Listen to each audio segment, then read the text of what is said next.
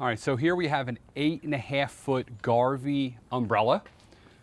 All right, you got your normal crank, so you bring it down like so, but this is just really, really big. I'll bring you up a little bit closer. Like I said, it's an 8.5 foot wide umbrella. It's very large.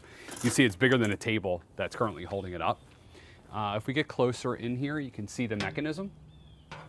Okay, everything looks good. You have some plastic here. This is all metal.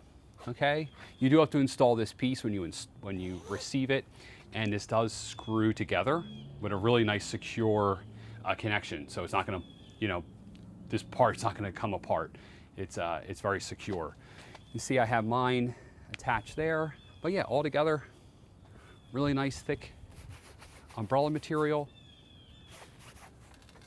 I think I'll get a few years out of this one. Should be pretty nice. Also, the latches are Velcro, which I really like. You don't have to worry about tying them. I really like that. So we'll just bring it down with the crank here. Probably hit the,